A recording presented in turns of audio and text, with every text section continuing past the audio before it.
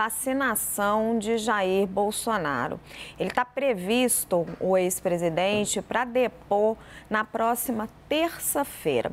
Eu conversei com aliados de Bolsonaro e eles me disseram o seguinte: disseram que a defesa percorreu aí todas as páginas do inquérito, a que teve acesso, ouviu tudo que foi disponibilizado e que o ex-presidente, sempre segundo os seus aliados, não aparece nos áudios, pelo menos a parte do inquérito a que a defesa teve acesso. E por isso ele decidiu depor na próxima terça-feira. A linha da defesa de Jair Bolsonaro, a linha da sua argumentação durante o depoimento vai ser de que ele não tinha ciência nem dos registros de vacinação fraudados, nem de qualquer tentativa de golpe.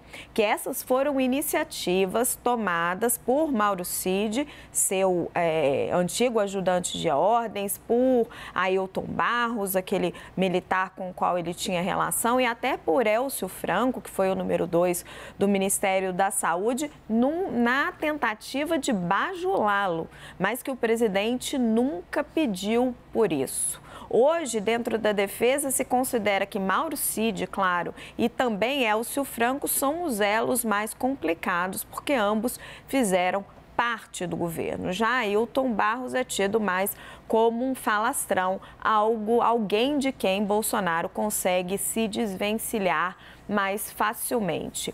Vamos ao nosso debate. Caio Junqueira, faz parte da estratégia de defesa, é totalmente aceitável que antes de depor os advogados tenham acesso ao inquérito, vejam se não pode ter surpresa ali. Agora, quem não deve não teme, né? Se ele nunca falou de golpe, nunca pensou em falsificar registro nenhum, bem, já podia ter deposto. Dito isso, Caio, você acha que essa estratégia de defesa do Jair Bolsonaro funciona? Bom, num primeiro momento ela pode funcionar sim, acho que é uma estratégia clássica, né? Principalmente os presidentes da República, quando investigados, o próprio Lula já usou disso também diversas vezes, Michel Temer, quando investigado, usou disso também, Dilma Rousseff também usou dessa estratégia. Agora, ela é a estratégia óbvia, a estratégia de prima ali, né, para começar um processo de defesa. Ele também foi nessa linha, nesse processo, no depoimento ali das joias, né, dizendo que não sabia, que só tomou ciência mais de um ano depois de que essas joias haviam entrado. Então, é uma estratégia clássica de defesa. Onde que ela pode se complicar? Se, no caso, principalmente o Mauro Cid, resolver abrir alguma questão. De tudo que eu acompanhei ali de governo Bolsonaro, de Palácio do Planalto, o presidente ele trocava de celular, ele usava muito o celular, mas ele trocava também de celular, que também é algo que presidentes da República costumam fazer, dado ali a vulnerabilidade que pode ser eventualmente exposta caso depois da presidência ou mesmo durante esse celular seja tomado. Então, o Mauro Cid, sim, e essa troca de advogado ontem, ela chama muito a atenção, né? Antes era o doutor Rodrigo Rocha, que é um advogado do Rio de Janeiro, advogado muito próximo à família Bolsonaro, principalmente do senador Flávio Bolsonaro, e mudou para um advogado, né, que é o doutor Fenelon, que já escreveu livro sobre delação premiada, né? Especializado no assunto, né? Hoje ele soltou uma nota óbvia, né, dizendo que vai ter acesso aos autos, né, que também é óbvio, e que respeita o Supremo Tribunal Federal. A gente chamaria atenção se fosse uma nota que não vou acessar os autos e não respeita o Supremo Tribunal Federal, mas ok. E ele não abre, ele não vai além, segundo conversas dele ali, interlocutores que falaram com ele, quando questionado, a estratégia é delatar, ele não responde. Ou seja, imagino que depois que ele acessar os autos e ver a real situação, o risco do Mauro Cid e até o humor do Mauro Cid, essa possibilidade pode vir a existir pelo personagem, pelo advogado. Né? O advogado, de novo, tem um livro sobre delação premiada, um livro acho que de 2015, 2018. Então, aí, Raquel, para finalizar, uma estratégia inicial de negar tudo, pode se chocar e colidir se a estratégia do outro investigado, né, do investigado Mauro Cid, for abrir tudo, né, não negar tudo. E aí pode dar problema para o Bolsonaro. Caio, muito interessante essa informação que você traz sobre o livro do advogado novo do Mauro Cid, porque os aliados do Bolsonaro, ao explicar essa troca de advogado, dizem o seguinte: não, o Rodrigo Rocha, advogado do Rio, estava complicado, caro, toda hora ir para Brasília, precisa ter um acesso mais próximo ao Mauro Cid. O Caio já está ali pesquisando o livro. Aqui chama a colaboração premiada unilateral. Colaboração premiada unilateral. Bernardo Fenelon. E aí, Boris, você acha que Mauro Cid vai ser o próximo delator? E aí também, puxando um pouco para você, estamos vendo aí alguma repetição da Operação Lava Jato? Olha, eu queria pegar por um ângulo diferente, Raquel. Fica à vontade, meu caro. Então, se o investidor do exterior olha o que está acontecendo e vê que o Brasil está numa situação de mudança, de transformação, está procurando uma legislação fiscal, está tentando impor uma nova tributação, um novo sistema de tributação, uma reforma tributária, tem um cabedal imenso, né? Uma lista imensa de problemas gravíssimos. Existe fome, enfim, o país está atravessando um quadro de dificuldades. Aí você olha e o que nós estamos discutindo? Isso do ponto de vista de alguém que está no exterior. Estão discutindo a vacina do presidente da República. Se ele mentiu ou não mentiu que tomou vacina.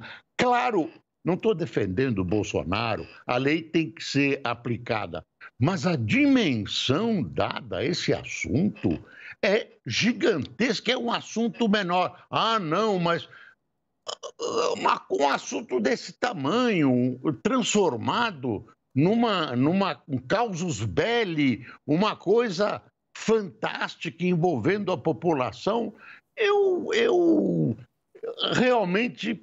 E a gente está discutindo isso como se fosse novela. Eu não sei. Eu acho que vão tentar jogar a culpa no mais fraco.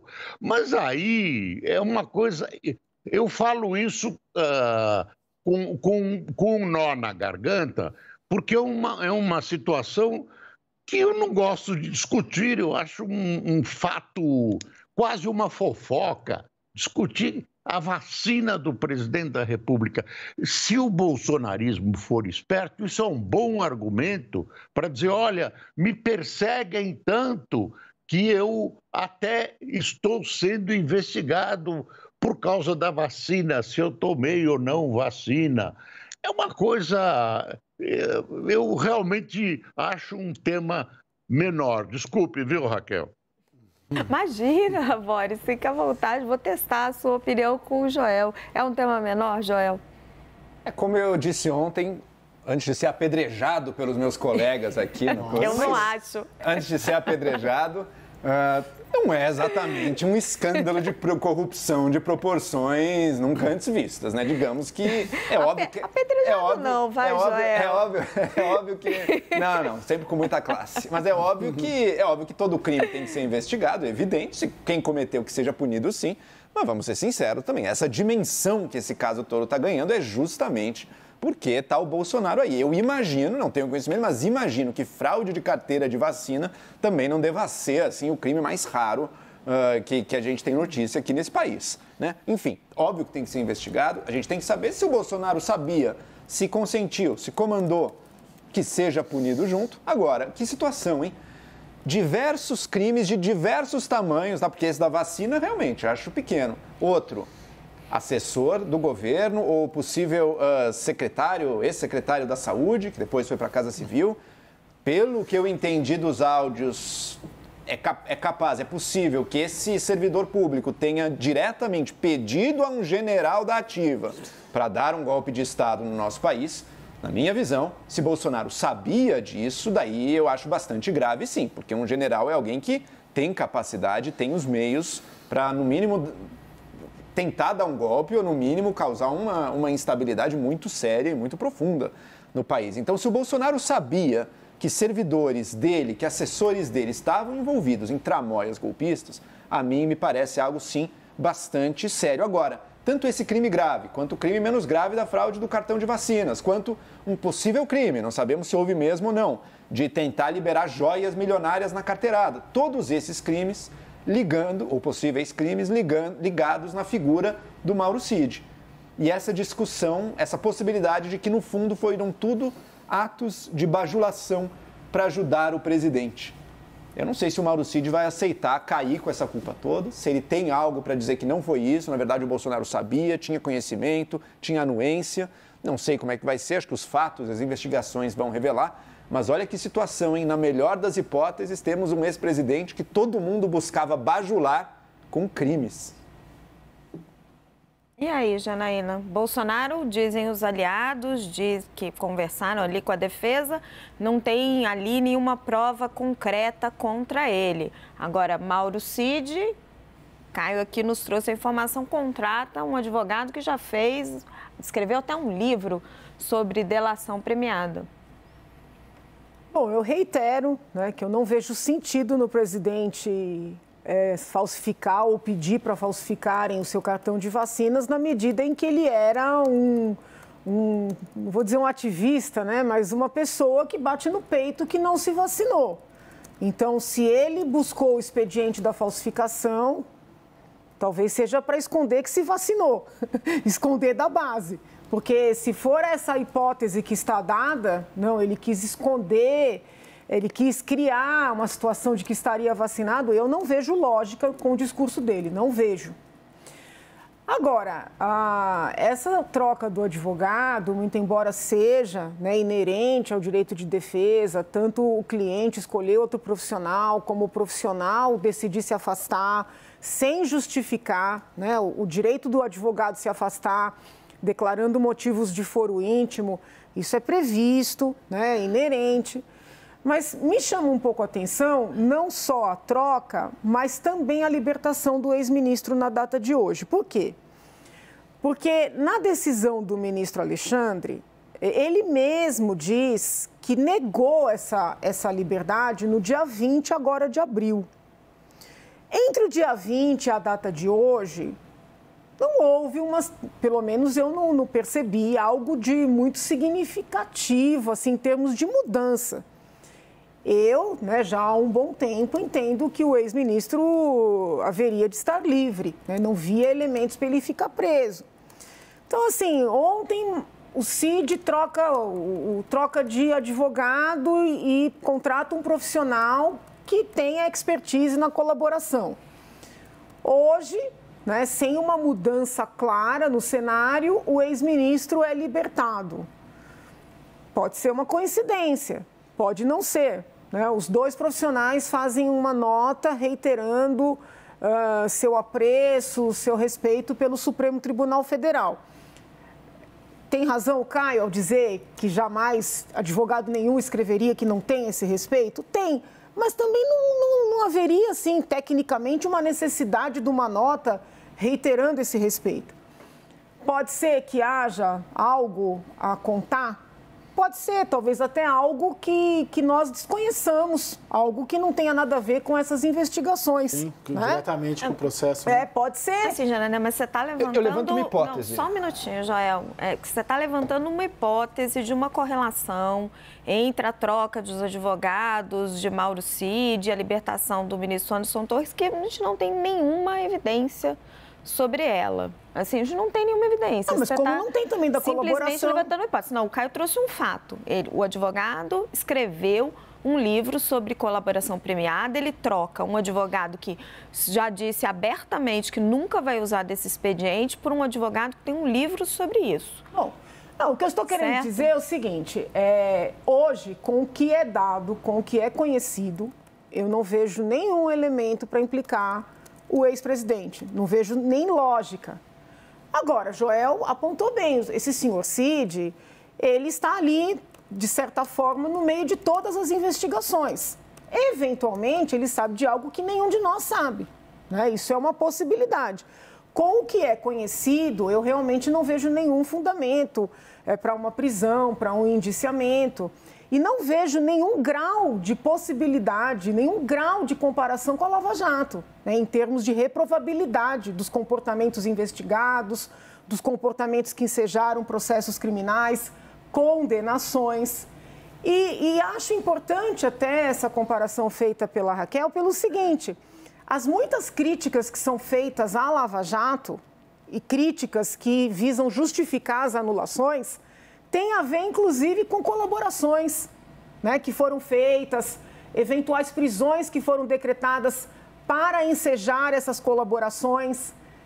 E hoje, talvez, né, estejamos aí com casos, em termos de reprovabilidade, menos graves, mas trabalhando com a mesma dinâmica, né? Então, a comparação ela é interessante, não sob o ponto de vista da reprovabilidade das condutas, porque foram valores muito elevados, os que foram desviados, né, os que foram negociados, mas talvez em termos de estratégia de processo, né, de acusação, de prisão, pode ser que haja aí um equivalente, e aí não tenho como deixar de apontar, né?